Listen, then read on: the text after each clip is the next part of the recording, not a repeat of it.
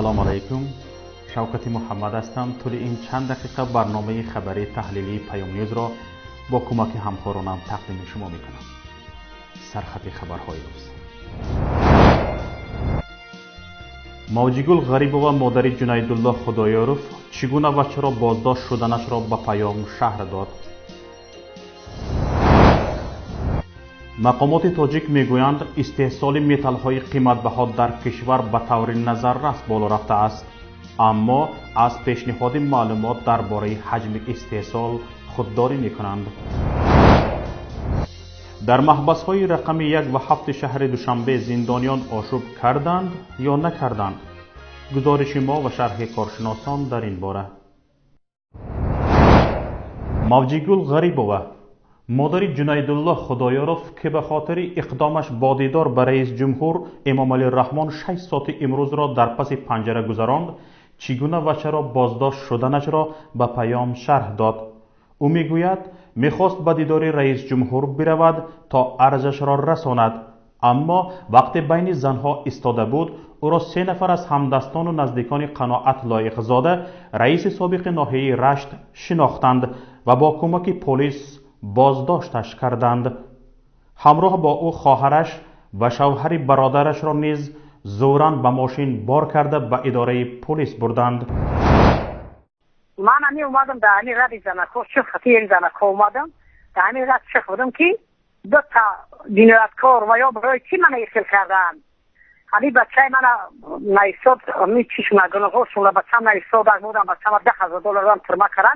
همون شخصه که دیکترین اکتا بوده همون زنک چونم داره زرینه ادیه زرینه و ادیه منیسای چونم داره ادیه زبای برای که فرزانی من ابوزیان رست کردم مرصد یعنی زنک یک گفت که بکنه ما همه جنایت کردیم این بچه نرست کردیم گناهگاریم برای همون گناهگاری خودشون من نموندن. موجیگل غریبووا حین صحبتش با ما ناخواسته سری دیگری را فاش کرد. او گفت ساعت 5 صبح بین زنها راست ایستاده بودم، آنجا مرا کسی نمی شناخت، همه اش زنهای کولابو همانجاها بودند. 2 جنایتکاری که در حبس شدن فرزند من دست داشتند مرا شناختند. از ترس آنکه من در نزد پرزیدنت عیبهایشان را فاش میکنم مرا داخل ماشین تله کردند و شعبه میلیسه بردند. همینو هر بس من یگان کس نمیشناخت کنم میشو همش خلق کولاب و همجا بودن. همین که کس من نشناخت همینه که در کار یعنی بچه من دست داشتن خوش بودن و همین بچه من بودن ترمکن اینو برای هم مقصد شد که همین در پریزین یگان برآمد میکنه یگان عیب و عباب نمیکن برای همین که من همین ساعت 5 خیستم در این ماشین بازو تله کردم و اولاد 3 کسا رو بودم در بینسخونه این عباب درست میکنم در بشیشتن حتی نمودن که من مثال به دهانی در بروی نفسم سیک هری مزودم کسالی دید دارم همین قیوای داد میگم اگه جا در محکم پشتگی ای دران چخت لیو همین یاری عدالت های من مادری من نه فرزند. مادر جنیدالله خدایارف همچنین گفت بار اول نیست که در عرفه آمدن مقامات بلندپایه او را بازداشت میکنند. در اومدی همین سال همین بغور موی اپریل در یکیم اومد چی کرد مایلیش کرد غرم در خیسم رفتم ای در نیزال برو وردانم که بگه اسم میکشم ویده اسم میکشم هم یک لقای حرقی میکشم که اونم مطلب داوی میافد بخش 20 اومدم بالنیسه بخشیدم شو ایدفعه با این پریزیدنت اومد من میخواستم که کشورهای پریزیدنت بروم من مادری 9 فرزندم من در دولت شانس کار کردم این خیستن اومدن من انی 2 خیانت جنایت کاری که حق ملت دولت نشون و حق دولت پایمال بکنن ایدیو زرینه ایدیو فرزبایت یعنی بکس خشتوار من انفته کردن من پیش منیشان در چند منیشان انداختن من بود چی روز کرد عدیل وجه 3 کس اولادی مرا بود روز کردن. فرهاد خدایارف برادر جنیدالله که در مهاجرت کاری قرار دارد با پیام گفت در حال بعد آزاد شدن مادرش با او تماس گرفته است. او میگوید وقتی با مادرم زنگ زدم در حالت روح افتادگی شدید و قهر و غضب قرار داشت. در یک حالت بینیمت روح افتادگی مادرم دریافت کردم. بعدی همون یک مادرم میگوید که اگر به شرطی که همین خودی کارمندان حفظ حقوق ناحیه رشت که در ساخته بودن همین پرونده یا که غیر قانونی به حبس رسیدن پسر من که گناهکار نباشند، پس چرا نمیگذارن که من نگذاشتم که من به مقامات های حفظ حقوق با پرزیدنت وخورم و درد دیلم رو رسانم یه اصل قضیه رو. در این کار نگه البته که گناهکار هستند و همین خاطر ما بازداشت کردن. باید گفت بازداشت مادر جنیدالله چند مسئله را برملا کرد. سراول جنایتکاری رقم یک ناحیه رئیس سابق آن قناعت لایقزاده که بعد رسانه‌ای شدن صدها جنایتش تنها از وظیفه‌اش سبکدوش شد تا هنوز تاثیر خود را حفظ کرده است و حداقل پلیس ناحیه را زیر نظارت دارد. چیز دیگر با واخوری رئیس جمهور اکثر مردم محلی راه نمی‌یابند. آنها را از ناحیه‌های دیگر می‌آورند. سوم، دوام 6 ساعت پس پنجره قرار داشتن موجیگل غریباوا و هیچ واکنش نشان ندادن مقامات بلندپایه تاجیکستان به آن میتواند به این معنی باشد که لایقزاده تا هنوز در بلندترین سطح پشتیبانی دارد. خود مقامات از جمله رئیس جمهور نمیخواهند در واخوری با او سوالهای زیادتی داده شود. محمود اودینایف، معاون رئیس حزب سوسیال دموکراتی تاجیکستان و یک از رهبران سابق ائتلاف ضد شکنجه که خودسری‌های مقامات را در جان خودش احساس کرده است، میگوید اگر رئیس جمهور چنین واخوری‌ها را میخواست هیچ گونه مانعی ایجاد نمیشد. ببینید، اگر ما اصل واقعه رو میخوایم فهمیم، اگر رئیس جمهور خود میخواست یا اونکه بخواهد، البته مانع ایجاد نمیشود. یکم مسئله پهلوی مسئله. دیومش که اینو ببینید که شاید که با واخوری این مادر رئیس جمهور در یک حالتی میماند که خودش یک حالتی فوق‌العاده، یعنی که این هم شاید از طرفی همون رئیس جمهور دستور باشد. به هر صورت این مادر درد دل خودش بگذار میگفت، بگذار میفهمید که نخواستن من فورا رئیس جمهور مگر از شبکه ها نمیبینه، از شبکه ها نمیفهمد و این شبکه ها حاضر روی راست من فرضم درد دل ما علاقه مردم میفهمند. ببینید که یک مثال آدمی میگیریم، مسئله بدخشان کوهی، یک ناظر راه را چکل که یک نفر گویا که یک شهروندی خودی همین تاجیکستان ساکنی بدخشان، یعنی که اطاعت از یک مقاماتی بازرسی نکرده، ناظر راه نکرده، سطح مانعی شد. همینا رئیس جمهور به چشمش دید. من نمیدونم چکل منیداد کرد و من رسید که چرا اطاعت نکرده، چرا مقامات قدرتی از این مادر یعنی که اطاعت نکرد، از این مادر یعنی که درد دل این مادر را نرسوند. یک مادر بیچاره یک خواست این چیکار کرده است؟ مگر مادر حمله بر رئیس جمهور میکرد؟ فقط درد دلش اگه میداد که محترم پرزیدنت، محترم جناب عالی، من خیلی حادثه سری فرزند من شد و فرزند من اون جنایت صادر نکرده است، فقط بهانه میکنیم این نمیخواست نمیدونید. نه برادر، بهانه نمیشود. بهانه انیق است، معنا یک است. اگر نفری خواهد که اگر صادقانه خدمت به ملت کند، اگر ایده و یک باشد، دلش همچون یک مادری خود اگر امون دوند، ان بگذار وای هم باشد، اما کارکنان مقامات هم میشدن باید این کارو نمیکردن، میرفتن دستور میگرفتن رئیس جمهور که رئیس جمهور مادر سرسون و سرگردون است، مادر میخواهد که با شما صحبت کند و شما راضی هستید و نه. بازداشت مادر جنیدالله خدایارف در حالی است که خود او 1.5 سال می شود که در زندان به سر میبرد. جنیدالله خدایارف، بلاگر تاجیک، بیشتر از ناعدالتی ها و عمل های کروپسیونی مقامات همچنین فساد در ساحه معارف مطلب های انتقادی می نوشت و اتهام پیروی از رویه سلفیه به 5 سال زندان محکوم شد. من اینجا مراجعتی دارم به رئیس جمهور. شما وقتی برایتان عکس مادرتان را هدیه دادند با اشک چشم قصه کردید که چقدر زحمت کشیده است. به فکر شما مادر جنیدالله برای بزرگ کردن 9 فرزندش زحمت نکشیده است؟ یا مادر شما مادر و مادر دیگرها تنها الکترتند؟ این مادر چگونه داشت که نمیگذارند با رئیس جمهور حرف دلش را گوید؟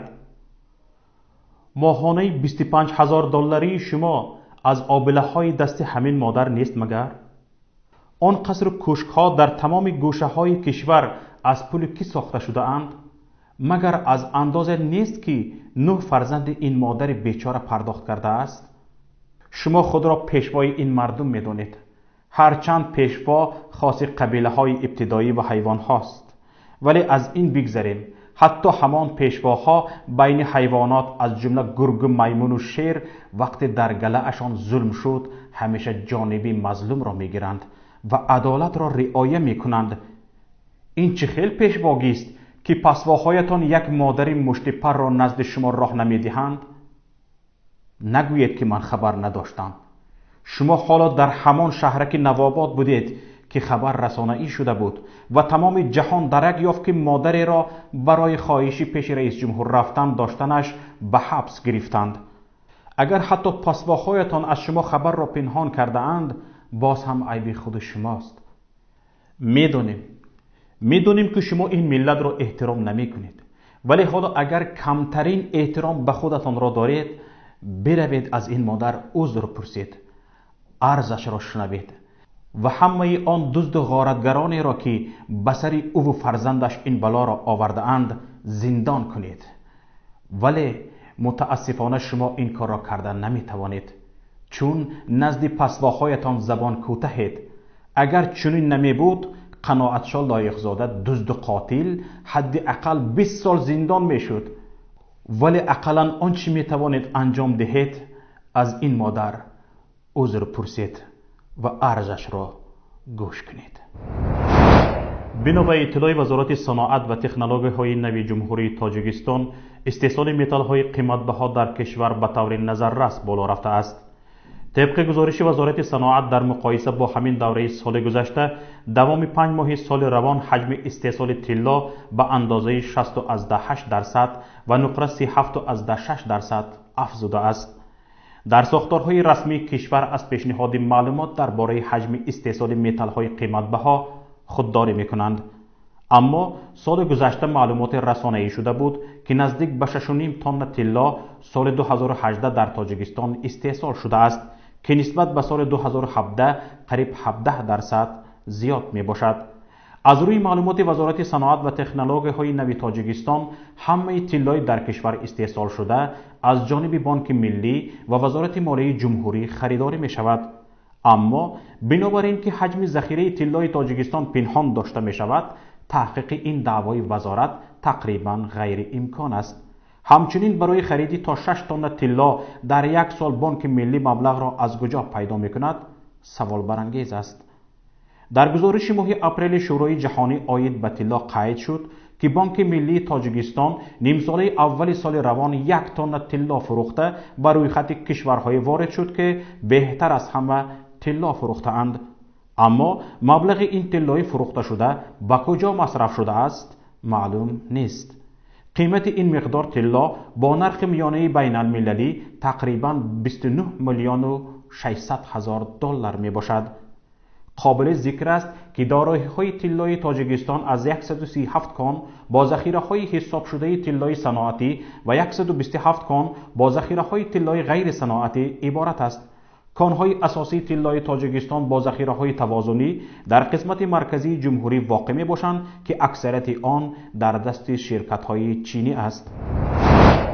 دیروز رادیوی آزادی با استناد به یک منبعش در سر ریاست اجرای جزای جنایتی وزارت عدلیه تاجیکستان خبر داده بود که مقامات حدود 20 محبوس زندانی رقم 1 شهر دوشنبه را برای آمادگی به آشوب عیبدار کرده اند. اما امروز باشد از خود همین نهاد به خبرگزاری از پیروز گفتند که هیچ گونه نقشه آشوب وجود نداشت. اطلاع نشر شده درباره آشوب گویا پیشگیری شده اساس ندارد و آنها طبق رجه مقرری فعالیت میکنند. این در حالی است که در خبر 1 روز پیش رادیوی آزادی نشر کرده گفته میشد حالا 20 زندانی در بازداشتگاه علاهیده نگهداری میشوند و نسبت به آنها تفتیش جریان دارد. این گروه محبوسان برای انجام یک آشوب مانند به آشوب زندان شهر وحدت آمادگی میدیدند. از مخفیگاه در داخل محبس آهنپاره ها برای حمله مصادره شده است. این گروه در گذشته برای عضویت در سازمان‌های تندرو به سالهای طولانی حکم زندان گرفته بودند. باید گفت 3 روز پیش توسط یک منبع به پیام خبر رسیده بود که در زندان‌های رقم 1 و 7 شهر دوشنبه از جانب محبوسان کوشش آشوب به عمل آمده است، اما چون توسط منبع‌های دیگر تصدیق خود را نیافت، پیام این خبر را نشر نکرد. اکنون اینجا سوال به میان می آید که چگونه یک کارمند سرریاست اجرای جزای جنایتی وزارت عدلیه تاجیکستان بر رادیوی آزادی خبر می دهد که کوشش آشوب شد. فردایش از همین سرریاست این خبر را به رسانه‌های دیگر آزیا پلوس رد می کنند و می گویند هیچ گونه نقشه آشوب وجود نداشت. ما همین سوال را به رهبر کمیته نجات گروگانان و زندانیان سیاسی در تاجیکستان به عبدالستار بابا افتادیم. ببینیم او چی میگوید. ببینید، خب تضاد را ببینید. یکی از کارمندان خود این سرریاست اطلاع میدهد، خبر میدهد که چون این یک قضیه، چون یک آشوب گویا که طراحی شده بود از طرف بعضی از زندانیان خب بگیم دیگه به نام دولت اسلامی و دیگر گروه های افراطی در زندان پیشگیری شد و اما این آزیا پلوس اینو رد کرد که خود با گفته کارمندان این سرریاست چون این خبر و یا چون این آشوب طرحریزی نشده است. خب یک دیگر به این خیلی هم مشکل از جواب دادن. هر چیزی که اینا میخواهند مقامات تاجیکستان، رژیم تاجیکستان هر چی میخواهند خود میگویند. خب دیگر به تقدیر، به خون ملت همیشه دارند اینا از اول بازی میکردن و بازی میکنند. خب یک حرفی رو میگوید در رسانه های عالم و دیگر فورا بعد از اون میگوید که نه این خیلی نیست، دروغ است. خب دیگر این فقط بازی کردن به تقدیر یک ملت، به خون یک ملت بازی کردن است. اینو من دیگر چیزی دیگر نمیشمارم. خب دیگر اینا کارت ها جای رسیده است که هر چی که خود میخواهند برای باقی ماندن در منصب و قدرت خود از زندانیان مظلوم استفاده میکنند و به هر راه وسیله اینا میخواهند که در قدرت خود باقی بمانند و چون این صحنه ها را طراحی و طرحریزی میکنند. 2 آشوب 1 سال اخیر در زندان‌های تاجیکستان را مقامات کار اعضای گروه‌های تندرو دانست. ماه اکتبر سال گذشته در زندان خوجند به اثر آشوب 23 محبوس و 2 ناظر محبس کشته شد. حادثه شب 19 می امسال که در آن چهره‌های شناخته نیز کشته شدند، پرسر و صداتر از حادثه زندان خوجند بود. اکنون از رویدادهای کشورهای همسایه و جهان همکارانمان به شما گزارش می‌دهند.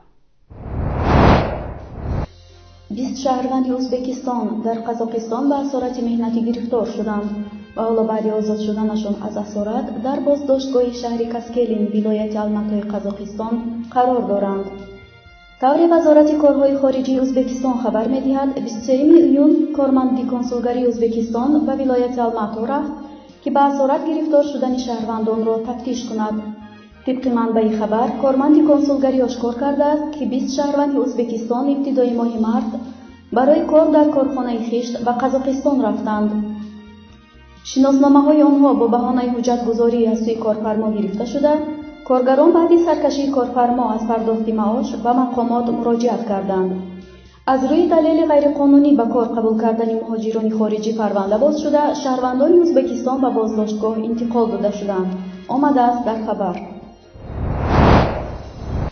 حرکت 8 قطارهای مسافربری و همچنین چندین قطارهای بارکش که روسیه را به قزاقستان، ازبکستان و قرقیزستان می‌پیوندد، به سبب ترکیش در شهر اریسی قزاقستان متوقف شد.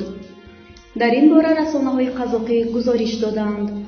بر اساس این گزارش حرکت قطارهای تاشکند مسکو، اندیجان مسکو، تاشکند قزان، تاشکند نوسیبیرسک، تاشکند اوفا، تاشکند چلیابینسک، الماتا نوکوس و الماتا تاشکند به طور موقت متوقف شد. شرکت‌های مسافربری گفتند مبلغ‌های چپتایی به مسافران قطار فروخته‌شان را باز می‌گردانند. این در حالی است که 2 روز پیش در شهر اریسی قزاقستان در پایگاه نظامی ترکیش به وقوع پیوست و در نتیجه آن بیش از 350 ساکن محلی به نام و نشان شدند. باقی ساکنان آن منطقه به جای دیگر کوچانیده شدند.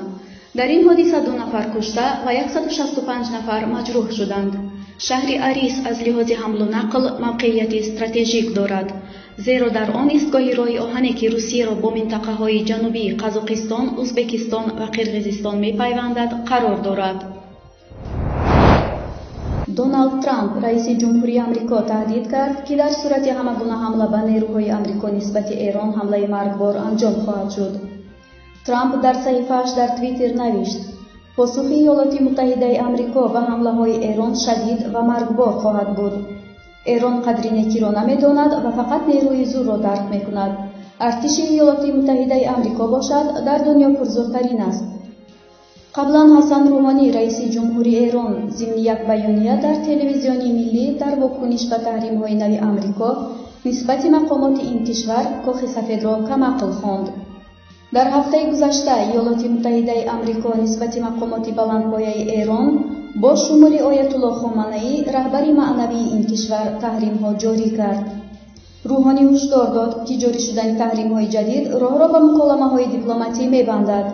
یادآور می‌شویم که سال 2017 دونالد ترامپ همین گونه کره شمالی را تهدید کرده بود که اگر آزمایش سلاح یدرایی را قطع نکند این کشور را نابود خواهد کرد.